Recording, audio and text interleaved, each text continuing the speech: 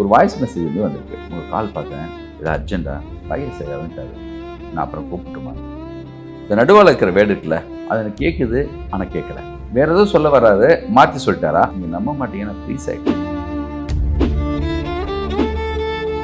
மருத்துவம் முதல் பொறியியல் வரை உங்கள் கனவுகளுக்கு சரியான முகவரி Indira group of educational institutions. Call 9841385858. Super Sunday வந்தாச்சு. சூப்பர் சண்டே கிரியாசின் super Sunday sale. Aachi Masala எந்த சமையலும் ருசி தேடும் ரகசியம் 20 ரூபாய். எல்லாமே அமைஞ்சு வருதுன்னு பேசின படம் ரன்னுன்னா எல்லாமே அமையாமல் போன படம் தான் ஜி. அதை பற்றி இப்போ வேணாம். எனக்கு சினிமான்னா யார்கிட்ட ஜாயின் பண்ணுன்னா பாக்யராஜ் சார் ஜாயின் பண்ணேன். அவரை தாண்டி எனக்கு வந்து வேறு யோசனையே கிடையாது. மேடம் வந்து என் கூட இருக்கிறதா இருந்தால் சேஃபாக ஃபீல் பண்ணுவாங்க. ஓ உங்கள் கூட இருக்காங்களா, சரி அப்படிம்பாங்க. ஏன்னா நான் அவரை சரியாக பார்த்துக்குவேன். இன்ஃபேக்ட் அந்த அண்ணன் கேரக்டர் வந்து சம்வேர் க்ளோஸ் டு முள்ளும் மலருடைய ரஜினி சாரோட கேரக்டரோட கரெக்ட். எப்பயுமே அண்ணன்னாலே வந்து அவங்களுக்கு அவர் அப்படியா இருந்தாலும் யாராக இருந்தாலும் அவனுக்கு தங்கச்சி தானே. சரியான ரசிகன் யாருன்னு எல்லாருக்குமே தெரியுங்க. இப்போ பாரதியார் சாரை பார்க்குறோம், மணி சாரை பார்க்குறோம், ரஜினி சாரை பார்க்குறோம்னா உண்மையான ரசிகன் இவன் வந்து சினிமா சும்மா வரல, இவன் நம்மகிட்ட ஒன்று பேச வர்றான்னா இவன் இதை குறித்து இருந்திருக்கான், இவன் ரசிகன்னு சொன்னான்னா வெறும் ரசிகன்னு சும்மா பொய் சொல்லலை, இன்னைக்கு பார்க்கறதுக்காக சொல்லலை. எப்பயோ படம் படம் பார்க்க போகிறப்ப டிக்கெட் கிடைக்காம நின்று அந்த படத்தை பார்த்தா அவர் அடம் பிடிச்சி பின்னாடி அடி வாங்கி என் மாமா பையனுக்கு கை உடஞ்சிச்சு சார், இந்த மாதிரி இருந்தேன் சார் சொன்னால் நம்மளுடைய பாடி லாங்குவேஜ், அந்த படத்தை நம்ம பார்த்தப்போ இருந்த ஆர்வம், அந்த படத்தில் இருந்த ஒரு டைலாக்கு, இதெல்லாம் சொல்லும்போது ஏய் வாப்பா நம்ம எப்பயோ எங்கேயோ யாரையோ சிவாஜி சாரை பார்த்த மாதிரி இவன் நம்மளை பார்த்துட்டு வந்திருக்கானே அப்படின்னு கனெக்ட் தப் அப்படி ஆயிப்பாங்க. இப்போ பாரதியார் சார் பார்க்கும்போது அவர் படத்தில் இருந்து ஏதாவது டைலாக் நான் சொன்னேன்னா அப்படியே என்ன இப்படி சொல்கிற, என் படத்தோட டைலாக் எனக்கே மறந்துச்சு, நீ என்ன அப்படி சொல்ற. இப்போ பாக்யராஜ் சார் பார்த்தா பாக்யராஜ் சார் படங்களை பற்றி அப்படி நம்ம பேசிட்டு வந்திருப்போம், எங்கெங்கேயோ பேசியிருப்போம். அது அவங்க கூட பேச சந்தர்ப்பம் கிடைக்கும் போது அதை சொல்லும்போது அவங்களுக்கு வந்து நம்ம அழுப்பாவேன், உண்மையிலேயே நேர்ச்சி வந்திருக்காப்பா இந்த பையன் அப்படிங்கிற மாதிரி ஒரு இது இருக்கும். ஐயோ அது வெறுமனே இருக்காது, நிஜமா ஆத்தென்டிக்கா அந்த இடம் எனக்கு அப்படி இருந்துச்சு சொன்னா அவங்களும் அதை ஃபீல் பண்ணியிருப்பாங்க. தேட்டர்ல யாரோ சொல்லியிருப்பாங்க, அப்படிதான் வந்து கனெக்ட் ஆவாங்க. வெறுமனே யார்கிட்டையும் போயிட்டு சும்மா பொய்யாலாம் நம்ம எதுவுமே. கண்டிப்பா ரகுவரன் சார்லாம் அப்படி கனெக்ட் தான். பரவாயில்லையே. அதே மாதிரி எல்லாரும் சொல்லுவாங்க சார், எல்லாமே ஒரு கதைக்குள்ள நம்ம கன்வின்ஸ் பண்ணும். நான் அடிக்கடி இந்த வேர்டு எனக்கு வந்து எஸ்பி முத்துராமன் சார் சொன்ன அந்த வார்த்தை எனக்கு ரொம்ப பிடிக்கும். ஒன்று நீ கன்வின்ஸ் பண்ணு, இல்லை கன்வின்ஸ் ஆகு, இது ரெண்டு தானே. அது அது வந்து அவர் கமர்ஷியல் டைரக்டர், ஆனால் எவ்வளோ அழகாக சொல்கிறது பாருங்க. அது மாதிரி நம்ம கூட இருக்க அசிஸ்டன்ஸை கன்வின்ஸ் பண்ணும். ஒரு கதை சொல்லும்போது நான் அடிக்கடி அதை சொல்லுவேன். அதுக்கப்புறம் ப்ரொடியூசரை கன்வின்ஸ் பண்ணும், ஆர்டிஸ்டை கன்வின்ஸ் பண்ணும், அதுக்கப்புறம் எல்லாம் முடித்து எடிட்டர் இருந்தது அமைச்சு கேமராமேன்லேருந்து அவ்வளவு விஷயங்கள் தாண்டி இதெல்லாம் தாண்டி தாண்டி போனால் ஜனங்களை கன்வின்ஸ் பண்ணுற விஷயத்தை நோக்கி போகும். அப்படிதானே. அந்த கன்வின்ஸ் பண்றது ஒரு பெரிய ஆர்ட்னு நினைக்கிறேன் இண்டஸ்ட்ரியில. என்னன்னா நம்மளையே கன்வின்ஸ் பண்ணக்கூடாது, மற்றவங்கள தான் கன்வின்ஸ் பண்ணணும். அது அது அது என்னன்னா ஒரு சில நேரங்கள் என்னன்னா நம்ம போலியா நம்மளே நம்மளை ஏமாத்திக்க கூடாது. நிஜமா கூட இருக்கும் அந்த கொஸ்டின், ஆனால் அவங்க கேட்கறது கூட நியாயம் இருக்கும். ஆனால் நம்ம ஒரு பிளைண்டாக ஒன்று நம்புவோம். நம்ம நம்பிக்கைக்கு ஒரு சக்தி இருக்கு சார், இது என்னுடைய நம்பிக்கை.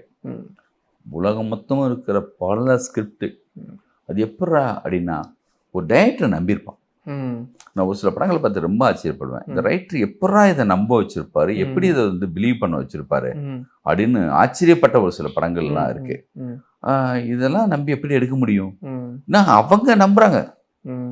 என் நம்பிக்கையில எனக்கு ஒரு படம் வருது, என்னுடைய விஷயமே அப்படி கௌதம் பண்ண முடியாது, கௌதம் பண்றதை நான் பண்ண முடியாது, முருகதாஸ் பண்றதை நான் பண்ண முடியாது.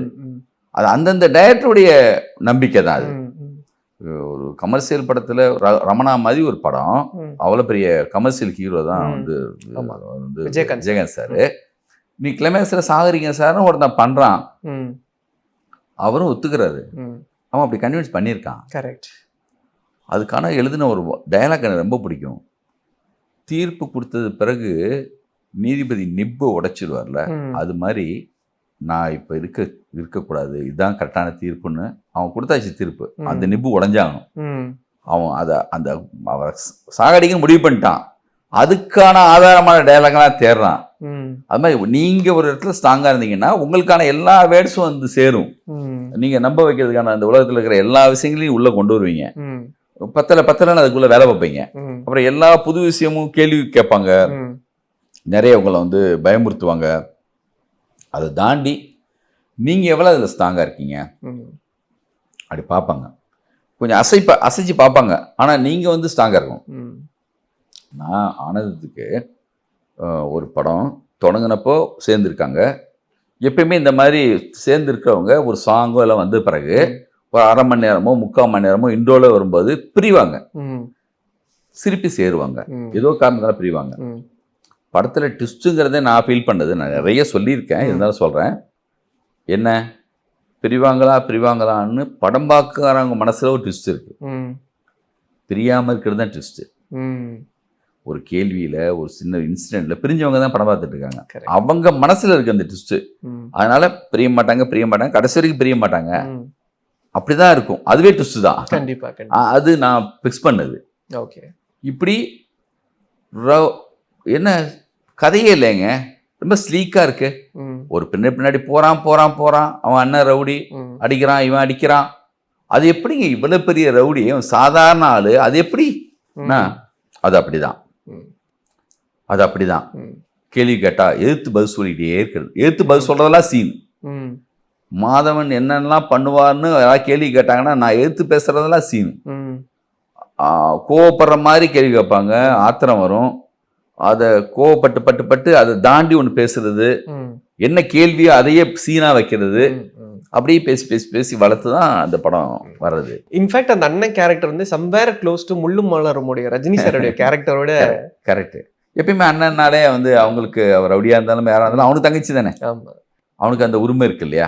அதனாலதான் வந்து நான் காலையில ஒரு இன்டர்வியூல சொன்னேன், அதுக்கான நியாயம் நம்ம வந்து கோவத்தை நம்ம ஏற்படுத்தணும். அந்த அண்ணன் மேல வந்து கோவத்தை ஏற்படுத்தணும். அப்பதான் நம்ம வந்து படம் பார்க்கும்போது இவன் பக்கம் போயிடலாமேங்கிற மாதிரி தோணும் நம்மளுக்கு. அதுக்கு நான் சீன் பண்ணியிருப்பேன். ஐ திங்க் அந்த சில விஷயங்கள் தான் வந்து அந்த படத்தை இன்னும் எலிவேட் பண்ணியிருக்குன்னு நினைக்கிறேன். அது பெரிய விஷயம் இருக்கு. ஆனந்தம் பத்தி நான் ஒன்று திரும்பி வரேன் சார். ஏன்னா கம்ப்ளீட்லி பெரிய ஸ்டார் காஸ்டான ஒரு படம். அந்த காலகட்டத்தில் அதை புல் ஆஃப் பண்ணுறது ரொம்ப சேலஞ்சிங்கான விஷயம். ஆனால் அதுக்கு முன்னாடி அந்த ஒரு வருஷத்துக்கு முன்னாடி கண்டு கொண்டேன் வந்தப்பே it's a huge star cast. அந்த அனௌன்ஸ்மெண்ட்லயும் நீங்க நினைச்ச கதாபாத்திரங்கள் மம்முட்டி சார் அண்ட் இவங்க எல்லாம் இருக்கிறப்போ அதை பாக்குறப்போ உங்களுக்கு இது நம்ம ட்ரீமா நம்ம ஒரு படம் நினைச்சிருக்கோமே, அங்க ஒருத்தர் போஸ்டர் ஒட்டியிருக்காங்களே இந்த படத்தை அப்படின்னு தோணுச்சு. ரொம்ப அது பார்க்கும்போது எனக்கு ரொம்ப இதா இருக்கும். அந்த போஸ்டர் ரொம்ப பிடிக்கும் எனக்கு. ஒருத்தர் வந்து ஒரு கேமராமேனு, நல்ல ஒரு கேமராமேன் வேணு சார்னு ஒருத்தர் தான் கேமராமேனை போட்டிருக்காங்க. அந்த போஸ்டருடைய டிசைனே ஒரு பெரிய ட்ரீமியா இருக்கும். ஐஸ்வர்யா அந்த பக்கம் வந்து பார்த்தா தபு, இந்த பக்கம் மம்முட்டி சாரு, அப்பாஸ், அப்படி இருக்கும். எனக்கும் என் படத்தை யோசிக்கிறப்பயே ஒரு மணிசார் படம் மாதிரி வரணும், இந்த குடும்ப படம் மாதிரி இருந்தாலுமே இந்த படத்துல மேக்கிங் எல்லாம் அந்த மாதிரிலாம் இருக்கணும், அந்த கனவுலாம் எனக்கும் இருக்கும். அதனாலதான் கிளாஸா மம்முட்டி சாரு அந்த அந்த அந்த மாதிரிலாம் இந்த படத்துக்குள்ள அந்த மாதிரி ஒரு அந்த வீடு, அந்த படத்துல இருக்கிற அந்த அம்சம் எல்லாமே அந்த மாதிரி தான் இருக்கணும்னு ஒரு ஆசை இருக்கும். அப்படிதான் நானும் அந்த படத்துடைய போஸ்ட் உண்மையிலேயே எனக்கு இன்ஸ்பிரேஷன் தான். அதை பார்த்ததுக்கு அப்புறம் உங்களுக்கு அது தோணுச்சா சார்? ஏன்னா அந்த படமும் வந்து அந்த காலகட்டத்துல அது ரொம்ப டாக்கி பிலிம் தான். ரொம்ப ஆக்ஷன் பேஸ்டான படங்கள் வர இடத்துல அது ஒரு டாக்கி பிலிம். சம்பந்தம் இல்லை, ஆனா நம்ம படத்துக்கு அதுக்கு சம்பந்தம் இல்லை. ஆனா அந்த டோன்ல எல்லாம் நம்ம படம் வந்து அவள் நல்லா இருக்குங்கிற விருப்பத்தெல்லாம் ஏற்படுத்தின ஒரு போஸ்டர் அது. Okay sir. அதுக்கப்புறம் அப்படியே கன்சிஸ்டண்டா ஒவ்வொரு படங்கள். அண்ட் இன்னொரு இன்டர்வியூல நீங்க குறிப்பிட்டிருந்தீங்க, முதல் படத்துடைய வெற்றி, 2வது படமும் எனக்கு வெற்றி அமையணும், ஆனா 3வது படம் அப்படின்றத நீங்க யோசிக்க தவறுனீங்களா? இல்ல அது அதுவும் அந்த ஸ்கிரிப்ட் எனக்கு ரொம்ப பிடிச்ச ஸ்கிரிப்ட் தான். ஸ்கிரிப்டா யோசிக்கிறப்ப ரொம்ப அற்புதமான ஸ்கிரிப்ட் தான் அது. அந்த படத்துடைய ஷூட் பண்ண காலகட்டம் ரொம்ப டிலே, பல காரணங்கள். அந்த ப்ரொடியூசரு அந்த நேரத்தில் அஜித் சார் வந்து ரேஸ் அந்த மாதிரி விஷயங்கள் அவங்களும் இருந்தது. அப்புறம் நான் நினச்ச மாதிரி எல்லாமே அமைகிறது ரன்னுன்னா, நான் நினச்ச மாதிரி எல்லாமே அமையாமல் போனது வந்து நினச்ச மாதிரி அமைஞ்சிருந்தா அதே ஸ்பிரிட்டோட நம்மளுடைய ஆர்ட், நான் அடிக்கடி சொல்லுவேன், ஒரு டைரக்டருடைய இன்னராக இருக்கிற அந்த டெம்போ, அந்த மூடு தான் ஒரு படம். அதை நீங்கள் குறைச்சிட்டிங்கன்னா மொத்தமும் காலி. அது இழுத்து லேட்டாகனா எல்லாருடைய இன்ட்ரெஸ்ட்டும் போயிடும், எல்லா டெக்னீஷியனுடைய இன்ட்ரெஸ்ட்டும் போயிடும். எல்லாமே அமைஞ்சு வருதுன்னு பேசின படம் ரன்னுன்னா எல்லாமே அமையாமல் போன படம் தான் ஜி. அதை பற்றி இப்போ வேணாம். கண்டிப்பா கண்டிப்பா சார். அண்ட் எனக்கு இன்னொரு இன்ட்ரெஸ்டிங்கான ஒரு தகவல் கிடைச்சது என்ன அப்படின்னா, நம்ம திருப்பதி பிரதர்ஸ் தயாரிச்ச படம் வழக்கு எண் 18/9 5D கேமரால ஷூட் பண்ணாங்க அப்படின்றது எனக்கு ஒரு இன்ட்ரெஸ்டிங்கான. ஏன்னா டிஜிட்டல் அப்படின்றது அந்த காலகட்டத்தில் இல்லை, அப்பதான் ஃபிலிம் கேமராஸ் அந்த இது போயிட்டு இருந்தது. டிஜிட்டலி அந்த படத்தை வந்து 5Dலே போலாமா அப்படின்ற ஒரு விஷயம் தான் கேள்விப்பட்டேன். அந்த டிசிஷன் கேமராமேன் மில்டனுடைய சாய்ஸ். அவங்க தான் சொன்னாங்க இந்த மாதிரி கேமரா 5Dல ஷூட் பண்ணலாம் அப்படின்னு. அது ஒர்க்கும் ஆச்சு. அது உங்களுக்கு ப்ரொடியூசர் அது எப்படி சார் தோணுச்சு? ஒரு 5D புதுசா ஒரு கேமரா மார்க்கெட்ல வந்து ஸ்டில் கேமரா படம் பண்ண டைரக்டர் கேமராமேன் அவங்களாம் முடிவு பண்ணிட்டாங்கன்னா ப்ரொடியூசர்னா என்ன, அது ஒன்றுமே இல்லை. அது ஒரு என்னை பொறுத்த வரைக்கும் நல்ல டைரக்டர் நல்ல கேமராமேன் டெக்னீஷியன் அமைஞ்சிட்டா அது ஒரு டம்மி போஸ்ட் ப்ரொடியூசருங்கிறது. நிஜமாக சொல்லணும்னா என்னடா இப்படி வந்து தப்பாக சொல்கிறேன்னு நினைக்காதீங்க. அந்த படத்தை பொறுப்பு எல்லாம் அவங்க எடுத்துக்கிட்டாங்க, கையில் எடுத்துக்கிட்டாங்கன்னா நமக்கு அதில் வேலையே இல்லை. எங்கே வேலை வரும்னா தப்பான ஆட்கள் உள்ளே வரும்போது தான் நம்மளுக்கு படம் முடிச்சது பிறகு தான் ஒரு ப்ரொடியூசரோட வேலை நிறைய. கதை கேட்கும்போது ஒரு வேலை இருக்குது, அப்போது கண்டிப்பாக ஒரு எஃபர்ட் போடணும். நல்ல ஆட்கள்கிட்ட பொறுப்பாக படிச்சிட்டா நம்ம கூலாக இருக்கலாம். அழகாக அவங்களே எடுத்து வந்து கொடுத்துருவாங்க எல்லாத்தையுமே. எடுத்து முடித்த பிறகு எனக்கு வேலை நிறையா இருந்துச்சு. வழக்கேன் மாதிரி படத்தில் என்னுடைய நண்பர் தான் பாலாஜி சார், நான் என்னுடைய குருநாதர் மாதிரி. ஆனால் படத்துடைய லென்த்து நிறையா இருந்துச்சு. நான் நினச்ச மாதிரியான எடிட்டில் இல்லை. அவர் சம்மதிச்சார். ஆனால் நீ பாரு நீ பண்ணுன்னு ஒப்படைச்சார். நான் எங்கள் உண்மையான சரியாக இருக்கிற ஒரு முக்கியமான நண்பர்கள்லாம் சேர்ந்து அவருடைய ஃப்ரெண்டு சிவான்னு சொல்லி, அதனால் டேஸ்டான ஆள் அவரும் எல்லாம் ஒர்க் பண்ணுறதுக்கு கூட நின்று என்னென்ன பண்ணுன்னு சொல்கிறதுக்கு அலோவ் பண்ணாங்க. மற்றபடி பயங்கர சின்சியர் அந்த மில்டனும். கேமராமேனாக சூப்பர் சின்சியர். அந்த மாதிரி டெக்னீஷியன்லாம் அமையாது. காதல்லையும் சரி வழக்கன்லேயும் சரி உயிரை கொடுத்துருவான் அவன்லாம். அப்படி ஒர்க் பண்ணுவான் அப்படி. அதே மாதிரி பாலாஜி சாரும் அவருடைய வேலையில் அவர் சரியாக இருப்பார். நம்ம கதை கேட்குறப்போ ஒரு சின்சியர் இருக்கும். அப்போ எடுத்து முடித்த பிறகு அந்த படத்தை கொண்டு ரீச் பண்ணுற வேலையில் அங்கே இறங்கி நம்ம என்னெல்லாம் செய்யணுங்கிறதுல அது வந்து நான் சொல்கிறது எனக்கு பர்சனலாக போஸுன்னு ஒருத்தர் இருக்கார், அவர் பார்த்துப்பார் எல்லாத்தையுமே. அதனால் இன்னும் கூடுதலாக ஒரு மில்டன் பாலாஜி எவ்வளோ சின்சியரோ அந்த லெவல் சின்சியரில் அவரும் இருப்பார். அதனால எனக்கு வேலை கம்மி. அண்ட் சீக்வல்ஸ்ல ஹிட்ஸ் கொடுத்ததுல நீங்க ரொம்ப முக்கியமான ஹிட்ஸ் சண்டைக்கோழி 2 இருந்தது. ஜீவா சார் அங்க சினிமாட்டோகிராஃபி ஹேண்டில் பண்ணியிருந்தாரு. இங்க வந்து அவரோட அசிஸ்டன்ட் சக்தி ஹேண்டில் பண்ணியிருந்தாரு. அது உங்களுடைய இதுல எந்த படத்துல? சண்டைக்கோழி 2. ஆமா சக்தி. ஆமா ஆமா ஆமா. அது அந்த ஜீவா சாரோட டச் இருக்கணும் கொஞ்சம். அந்த வந்து லாஸ்ட் அசிஸ்டன்ட் மாதிரி ரன் பண்ணும்போது ஏதாவது தப்புனா அவனை தான் ஓட விடுவாரு. போய் அந்த மரத்தை போய் திருடுவா அப்படிம்பாரு. அவன் லைஃப்பில் அது வந்து அவன் வந்து கேமராவில் ஏறி உட்காந்து ட்ராலி உட்காந்து வந்து கரெக்ட் பண்ணுற வேலை கூட அவனுக்கு அப்போ கிடையாது. தமிழ்னு ஒரு பையன் தான் பண்ணுவாங்க. லாஸ்ட் அசிஸ்டன்ட் எனக்கு தெரிஞ்சு அப்போ தான் ஜாயின் பண்ணியிருக்கான். குசிலேயே அந்த படத்தில் கொஞ்சம் கொஞ்சம் ஒர்க் பண்ணியிருப்பான் அப்படின்னு நினைக்கிறேன். அதுக்கு பிறகு நம்ம படம் தான் முழுமையாக ஒர்க் பண்ணது. அவன் லைஃப்பில் மிக முக்கியமான அம்சம். அவனை பொறுத்த வரைக்கும் ரேணிகுண்டா ரொம்ப நல்லா பண்ணியிருந்தான். நம்ம பண்ணியிருப்போம், அற்புதமாக பண்ணியிருந்தான், சூப்பராக ஒர்க் பண்ணியிருந்தான். அப்படி சண்டைக்கோழி வரும்போது அவருக்கு வந்து பெரிய விஷயம். நம்ம டைரக்டர் வந்து நம்ம ரன்லாம் பார்த்துருக்கோம், அவர் படமே பண்ணுறோங்கிற ஒரு பெரிய ஒரு மூடு அவருக்கு தாங்கினா. அப்படி அந்த படம் மொத்தமும் க்ரௌடு, அவ்வளோ பெரிய வேலை, திருவிழாலே அந்த படம். ஆமாம் ஆமாம் ஆமாம், நல்லா நல்லா ஒர்க் பண்ண. அப்படி நல்லா அந்த ஜீவா சார் டச் இருக்கணும்ன்றது உங்களுக்கு மனசுல இருந்ததா? ஏன்னா சக்தின்றப்போ அந்த ஒரு கனெக்ட் உங்களுக்குள்ள இருந்தது இல்ல? அது அவரோட அசிஸ்டண்டா இருக்கனால அவர் அதை ப்ரூவ் பண்ணும், இல்லை அதை தாண்டி ஒன்று பண்ணணும்னு ஆசையில் அவர் இருப்பார்ல. நான் அது அந்த ஆங்கிள் நான் யோசிக்கவே இல்லை. நான் சக்தியே அப்படிதான். And final apart from all cinema 2026 வந்து ஃபுல் ஆஃப் சர்ப்ரைசஸ் அண்ட் உங்களுக்கு ரொம்ப நெருக்கமான நபர்களுடைய இழப்பும் அதிகம் நிகழ்ந்த ஒரு வருஷம். சூப்பர் குட் ஃபிலிம்ஸ்ல இருந்தா இருக்கட்டும், பாக்கியராஜ் சாரா இருக்கட்டும், பாரதி ராஜா சார் இருக்கட்டும், தொடர்ந்து உங்களுக்கு ரொம்ப நெருக்கமானவர்களுடைய இழப்பு அப்படிங்கிறது. அதாவது ஒவ்வொருத்தங்களும் எப்படி கூப்பிடுவாங்கன்னு ஞாபகத்தில் வந்துட்டே இருக்கும். சார் வந்து பேர் சொல்ல மாட்டார். சவுதி சார் என்னையா அப்படிம்பாரு, அப்படியே போகுது அப்படிம்பாரு. இவர் என்ன லிங்கு பாரதி சார், லிங்சாமி இவர் ஒரு இச்சு போடுவார் சார். எனக்கு சினிமான்னா யார்கிட்ட ஜாயின் பண்ணணும்னா பாக்யராஜ் சார் ஜாயின் பண்ணோம். அவரை தாண்டி எனக்கு வந்து வேறு யோசனையே கிடையாது. அவருடைய எல்லா படங்களையும் பற்றி காலேஜ் படிக்கிறப்ப வந்து ஸ்கூல் படிக்கும்போது வந்து பேசிட்டே இருப்பேன், அத்தனை வாட்டி பார்ப்பேன். பாக்யராஜ் சாரை மீட் பண்ணும், அவர்கிட்ட ஜாயின் பண்ணும். அதுதான் என்னுடைய பெரிய லேக் ஏரியா இருக்கிற நுங்கம்பாக்கத்தில் இருக்கக்கூடிய குட்லக் தேட்டருக்கு ஆப்போசிட் அவர் வீடு வாசல் தான் போய் நிற்பேன். நம்பர் 1 குப்புசாமி திரு ஜீவா பார்க் பக்கத்தில் இருக்கிற அந்த பத்திரிகை ஆஃபீஸுக்கு போவேன். முழுக்க முழுக்க அவர்கிட்ட தான் சேரணும்னு ட்ரை பண்ணிட்டே இருப்பேன். அதே மாதிரி வந்து எப்பயாவது பாரதியார் சார் ஆஃபீஸு அங்கே பாசன் காம்ப்ளெக்ஸ் அங்கே போவேன். 2 பேருமே எனக்கு உண்மையிலே மாபெரும் மாஸ்டர்ஸ். அவருடைய டைரக்ஷன்லேயும் சரி, ஸ்க்ரீன் பிளேலையும் சரி ரொம்ப முக்கியமானவங்க. அதேமாதிரி சௌத்ரி சாரும் பார்த்தா எனக்கு பாரதியார் சாரோடலாம் கடைசி டயத்துலலாம் எப்படின்னா, நாங்கள் அங்கே தெலுங்கில் ஷூட் பண்ணும்போது ஹைதராபாத்தில் அவர் வேற ஒரு படத்தை ஷூட்டிங்கில் இருந்தார். நான் அவரை பார்த்து ரூமில் போட்டு இருந்தவரை கூப்பிட்டு எங்களுடைய நான் அங்கே அப்பார்ட்மெண்ட் எடுத்திருந்தேன், கூப்பிட்டு போயிட்டேன். என்னையா வா சார், கூப்பிட்டு போயிட்டு நைட்டெல்லாம் தொருக்கு நான் இது வந்துட்ட சேவை சாங் போட்டு அமைக்கலாம் விடுவேன். 3 நாளே என் கூட இருந்தார். யோ நீ நல்ல வாழ்க்கை வாழ்ந்துட்டு இருக்கேன் இங்க சொல்லிட்டு நாங்களாம் டயட் பண்ணப்போ என்ன சௌரியமா இருக்கீங்க அப்படிம்பாரு. அவர் கூட இருந்தது, அவருக்கு பிடிச்சவங்களையெல்லாம் ஈவினிங் ஆனால் ரூமுக்கு வர வைக்கிறது. விஜேந்திர பிரசாத் சார் அங்கெல்ல டைரக்டர்ஸு, அவர் மேலே அங்கெல்லாம் குருகார் மாபெரும் மரியாதை. என்ன ஒரு டைரக்டர்னு சொல்லிட்டு அவர் மேலே அப்படி இருக்கும். எனக்கும் அப்படி தான். அவருடைய எல்லா படங்களும் அப்படி. அவருடைய படத்துல இருந்து சீன்லாம் சொல்லும்போதெல்லாம் ரசித்து பார்ப்பாரு. என்னையா எல்லா டயலாக் எல்லாம் சீன் சொல்கிற நீ அப்படிம்பாரு. என்ன சார் நீங்கள் எவ்வளோ பண்ணியிருக்கீங்க சார் அப்படிம்போம். வந்து அவர் வாழ்க்கையில் நடந்த எல்லா இன்சிடென்ட்டையும் சொல்லுவார். என் பையன் கூட என்ன இப்படி பார்த்துக்கலையா, இப்போ இந்த அளவுக்கு நீ பார்த்துக்கிறையா, அந்த ரேஞ்சுக்கெல்லாம் பேசுவார். அதே மாதிரி பாக்யராஜ் சார் என் கூட இருந்தாங்கன்னா, இப்போ உதாரணத்துக்கு எங்கேயாவது சம்திங் என் கூட வர்றாரு, சாப்பிட வர்றாரு, என் கூட இருக்காருன்னா மேடம் ஃபோன் பண்ணால் என் கையில் கொடுத்துருவாரு.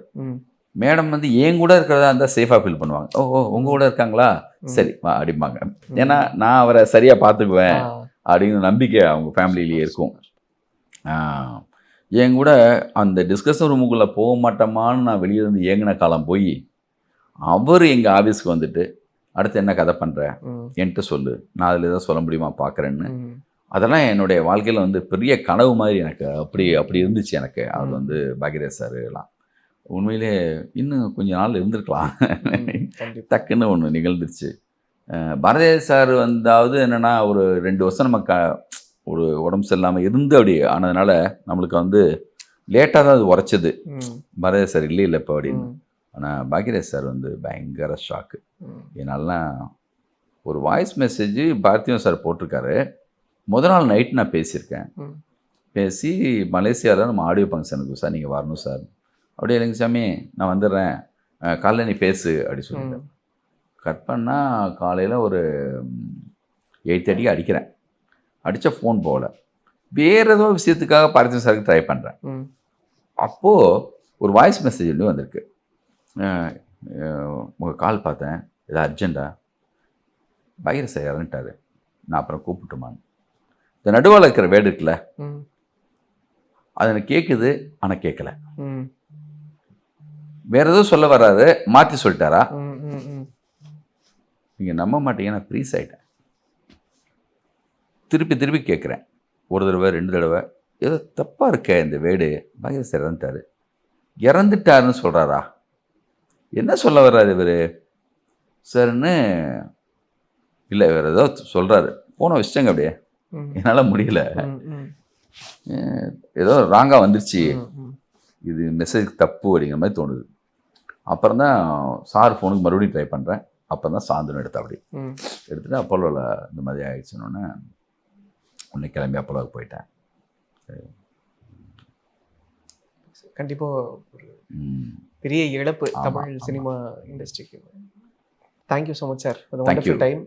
ஜூலை 10 ரன் ரிலீஸ் ஆகுது. It's gonna be a massive hit and பெரிய எதிர்பார்ப்போட நாங்களும் காத்துக்கிட்டு இருக்கோம். ஏன்னா நான் வந்து அந்த படத்தை சின்ன வயசுல தியேட்டரில் பார்க்கல.